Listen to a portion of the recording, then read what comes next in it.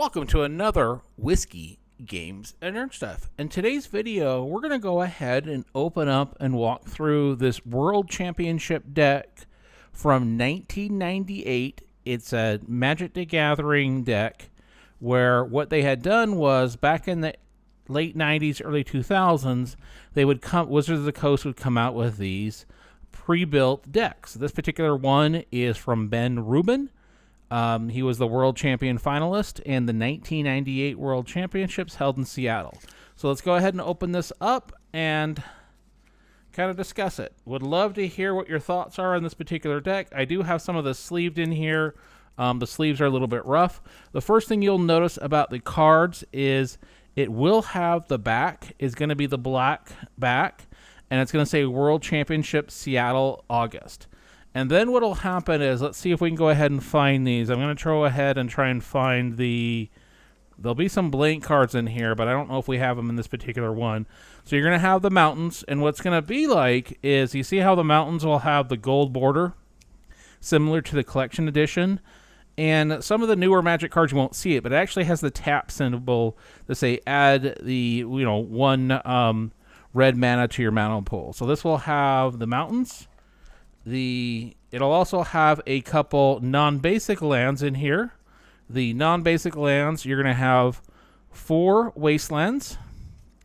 And what the wasteland is you can tap it to add 1 colorless mana to your mana pool, or you can sacrifice the wasteland to destroy a target non-basic land. These are good lands to have in your deck.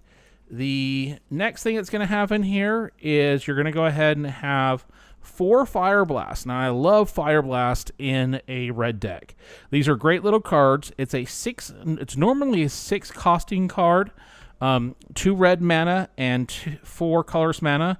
It is an instant, but what's nice about this card is you may sacrifice 2 mountains instead of paying Fire Blast casting cost. Fire Blast deals 4 damage to target creature or player. This is a great little cards to have to kind of finish somebody off when you're able to play these cards in the deck. It also had 4 shocks. A shock is a 1 mana cost. It's an instant, and it can do 2 damage to a target creature or player. Let's put these mountains over here. It's going to have the 4 Incinerates. Incinerates is a 2 casting cost. Incinerate does 3 damage to target creature or player. A creature damaged by Incinerate cannot regenerate this turn. Back in the day, Incinerate used to be a bigger thing in Magic the Gathering. I always say this card wrong. This is the Hammer of Bogarden. It is a sorcery. It costs 3 mana. Now, when you cast it, Hammer of Bogarden deals 3 damage to target creature or player. But what's really cool is you can pay 5 mana and return the Hammer of Garden to your hand. Use this ability only during your upkeep and only if Hammer or Bogarden is in your graveyard. So what's nice is once you cast this, it goes in your graveyard, and if you have the mana, you can kind of continuously recast that. You'll also have one of my favorite cards in Magic the Gathering, which is Ball Lightning. I just love the art on this. It is 3 mana to cast. It's a creature with trample. Ball Lightning is unaffected by summoning sickness. At the end of your turn, bury Ball Lightning. Bury means it goes to your graveyard. You've got your Goblin Vandals, which is a 1 costing 1/1 creature, but you can spend 1 mana to destroy target artifact defending player controls. Goblin Vandal deals no combat damage this turn. Use this ability only if Goblin Vandal is attacking and unblocked and only once per turn. So this is a very situational card. Let's go ahead and put that over there. You've got, and I know I always say this one incorrectly, Vishnu Sandstalker. It's a 3 costing 4/2 creature. A Vishnu Soulstalker is unaffected by summoning sickness. At the end of the turn, return Vishnu Soulstalker to owner's hand. Again, I always say that incorrectly, but what's nice is between these and the Ball Lightnings, you've got creatures that you can just go ahead and bring out and are unaffected by summoning sickness. The Jackal Pup is an interesting card. It is a 1 mana, 2/1 creature, and for each 1 damage that's dealt to it, you're going to have 1 damage dealt to you. Now, what's really interesting about this is in some decks, if you can have a way to give it to another creature, another player, and then you do a lot of damage to it, it can finish them off. In this particular deck, that's not the case what they're using. This is just a quick 1 for 2 that's nice to have. You have Ironclad Orcs. For 2 mana, it is a 2/2 creature. Ironclad Orcs cannot be assigned, Ironclaw. Ironclaw Orcs cannot be assigned to block any creatures with power 2 or greater. It's a nice little 2 for 2 for 2.